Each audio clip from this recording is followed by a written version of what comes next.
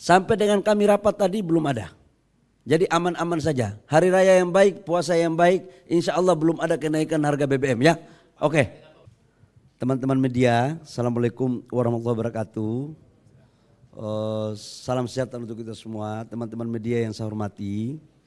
Hari ini saya didampingi oleh Pak Satya, anggota DEN, dan Pak Wamen.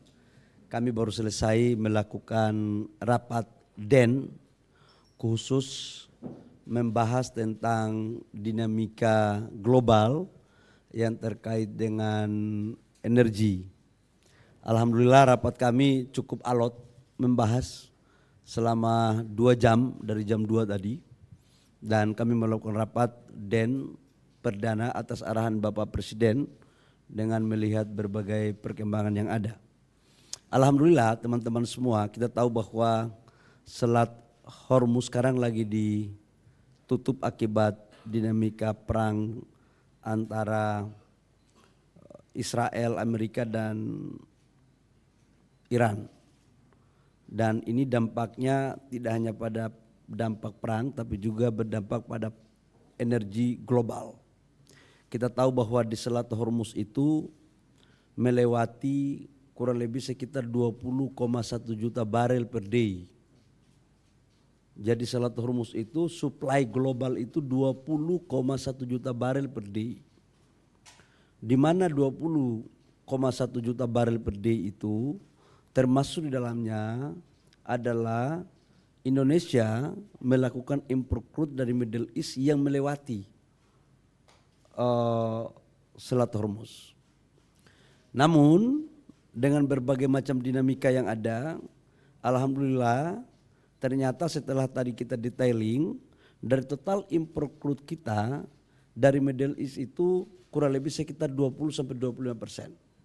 Selebihnya kita ambil dari Afrika, dari Angola, dari Amerika, kemudian dari beberapa negara lain seperti Brazil. Jadi secara keseluruhan impor kita untuk crude 20-25% dari Selat Hormuz, selebihnya tidak dari sana.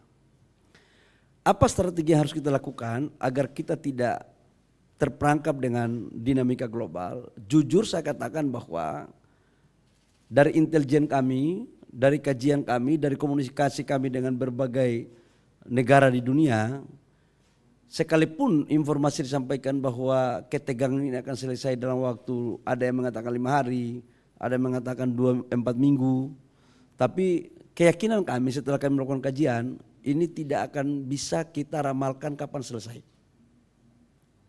Sekali lagi saya katakan bahwa ketegangan ini tidak bisa kita meramalkan kapan selesai.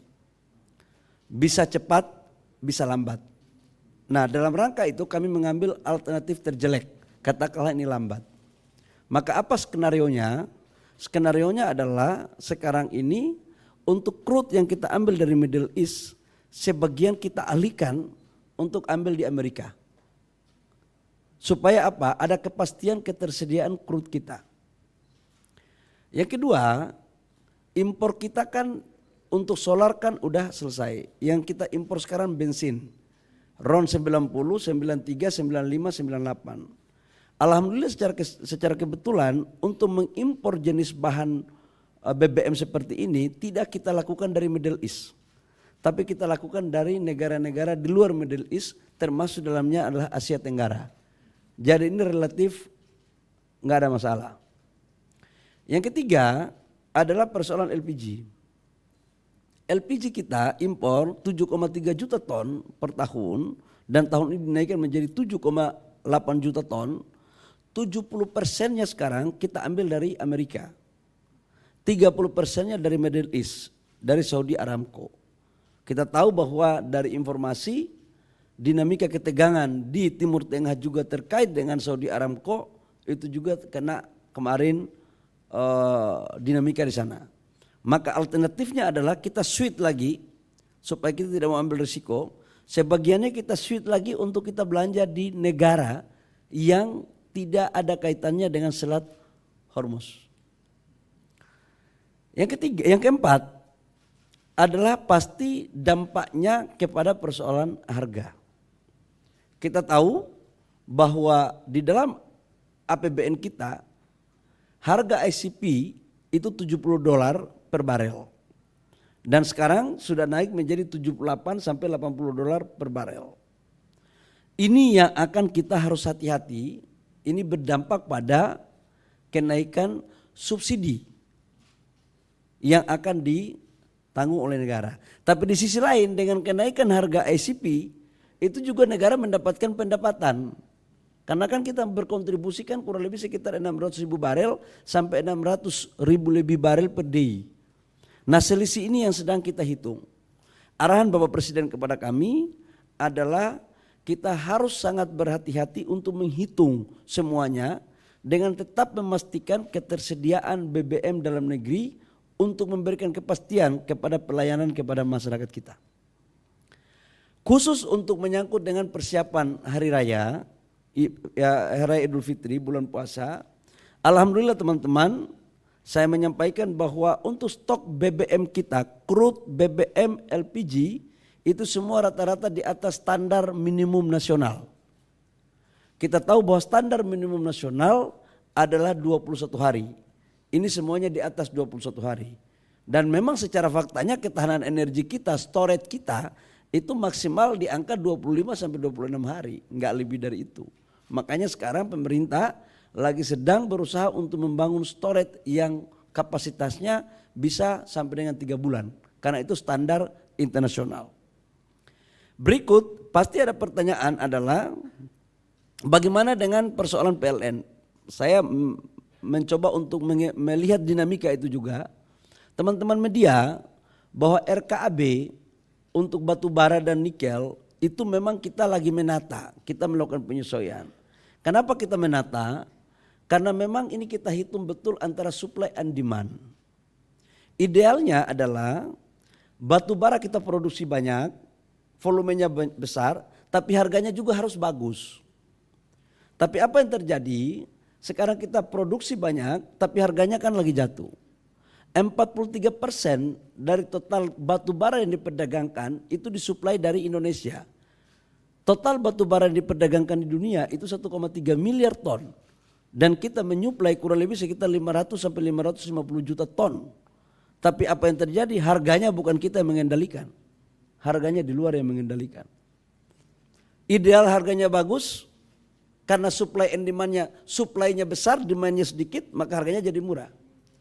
Kita harus memaknai bahwa pengelolaan sumber daya alam kita ini barang milik negara dan negara ini dikelola harus dengan hati-hati. Pemerintahan tidak akan pernah berhenti. Pemimpinnya yang berganti, suatu saat bukan lagi saya jadi menteri.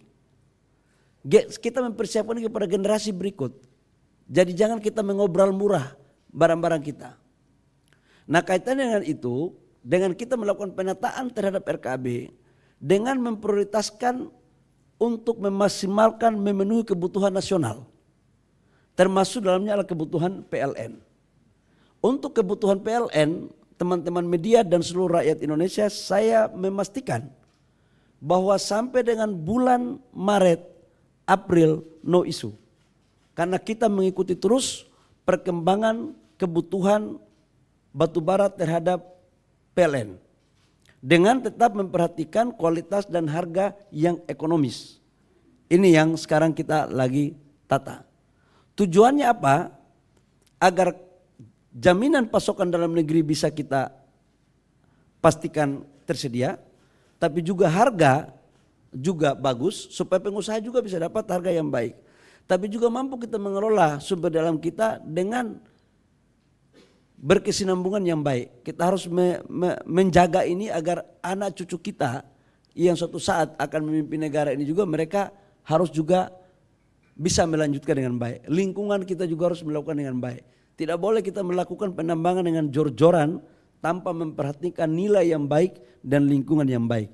Saya pikir itu beberapa hal penting yang perlu saya sampaikan pada kesempatan yang berbahagia ini terkait dengan hasil rapat Dewan Energi Nasional yang diperintahkan oleh Bapak Presiden sebagai Ketua Umum Dewan Energi Nasional kepada kami untuk mampu menjabarkan, membuat hal-hal yang penting strategis untuk keberlangsungan dan stabilitas energi nasional kita. Silakan kalau ada yang mau ditanyakan.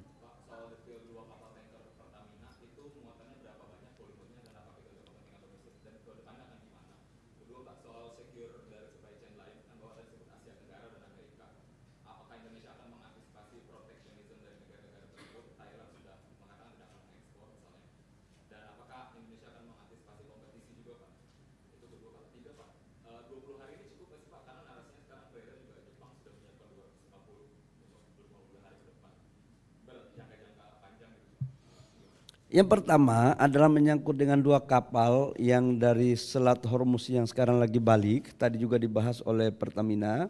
Kita lagi upaya diplomasi agar ada cara yang lebih baik untuk mereka bisa dikeluarkan. Andaikan pun itu tidak dikeluarkan, kita sudah cari alternatif untuk mencari sumber crude dari yang lain dan sudah dapat. Kita sudah dapat. Jadi saya pikir itu tidak menjadi sesuatu yang itu problem, tapi bukan sesuatu itu masalah yang sangat penting. Yang kedua terkait dengan persoalan minyak kita yang 20 hari, sekarang 23 hari. Memang standar nasional kita, storage kita harus bangun storage dulu Pak. Kalau Bapak bikin 240 hari, makanya kita sekarang mau bangun storage untuk minimal 3 bulan. Kalau kita impor sebanyak itu, kita mau taruh di mana? Itu kira-kira problem kita. Dan ini terjadi bukan, kita tidak usah menyalahkan siapa-siapa, memang faktanya begitu negara kita. Dan kita harus perbaiki kan gitu. Nah yang ketiga adalah terkait dengan apa tadi yang ketiga? Protectionism, saya pikir begini ya, kita tidak melakukan impor sama sekali dari Thailand. Kita tidak melakukan impor dari Thailand. Untuk BBM-nya itu kita ambil dari Singapura sama Malaysia. Jadi dan kontrak kita sudah kontrak jangka panjang. Jadi relatif oke. Dan kita sudah cek satu persatu ya. Gitu.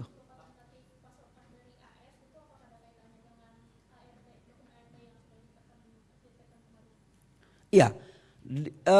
Dokumen ART yang kita tekan itu kan salah satu komitmen kita adalah kita membeli BBM, crude BBM dan LPG di Amerika kurang lebih sekitar 15 billion US dollar. Dan ini merupakan bagian yang telah kita, yang sekalipun sudah diputuskan untuk di pengadilan mereka untuk dianulir, tapi kan kita harus punya komitmen dong.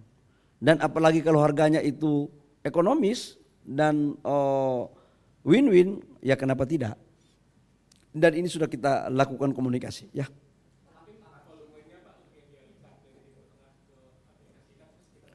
25% dari total crude yang kita pesan dari Middle East itu akan dialihkan.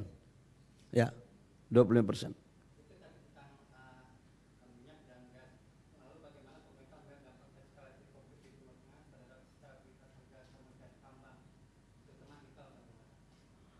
Ya, kalau menyangkut dengan harga itu kan dinamika pasar. Ya pasti akan terjadi dinamika naik turun ya. Tetapi kalau untuk nikel, sekali lagi ini penataan ya, makanya RKAB-nya betul-betul kita lakukan dengan hati-hati. Jangan sampai supply lebih besar daripada permintaan, itu pasti harga turun. Nah sekarang kita menjaga keseimbangan agar harganya naik. Harapan saya sebagai Menteri SDM adalah harga naik. Kalau harga naik, pengusahanya dapat untung, rakyatnya juga dapat yang di sekitar tambang itu kalau mereka bekerja sebagai kontraktor tambang. Yang ketiga negara bisa mendapatkan pajak yang baik, royalti yang baik. Itu idealnya ya. Oke saya pikir cukup.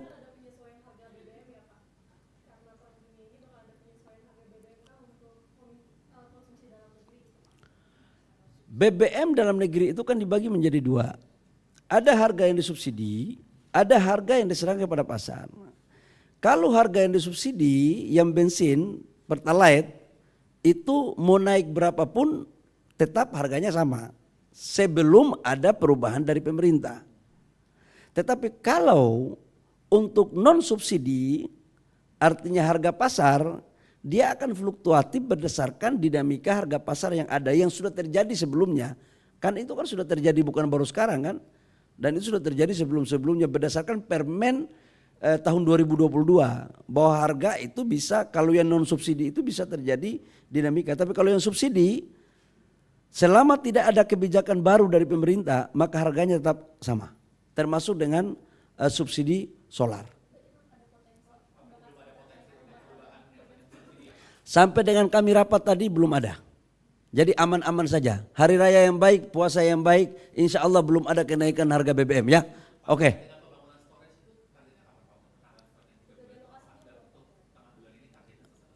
Kami akan targetkan FS lagi berjalan dan ditargetkan di tahun ini pembangunannya udah mulai dilakukan. Jangan tanya saya bulannya bulan apa ya. Lokasinya di daerah Sumatera. Ya, Sumateranya pun jangan tanya saya di kabupaten apa. Ya, oke. Saya pikir apa itu dek? Ya, tadi kan saya bilang storage dulu, ya. Yang lain-lainnya kita bicarain. Kalau minyak jadi, minyak selama ada crude-nya, sekarang kan pabriknya kita lagi dorong. Sekarang kan kita pingin untuk di dalam negeri semua. Sekarang solar sudah bisa kita bangun. Sekarang kita lagi dorong untuk BBM kita itu untuk di kilang-kilang kita di Pertamina untuk around 93, 95, 98. Ini kan akan jadi di 2027. After juga kita akan dorong untuk bangun dalam negeri. Supaya ke depan yang kita impor itu tinggal crude-nya.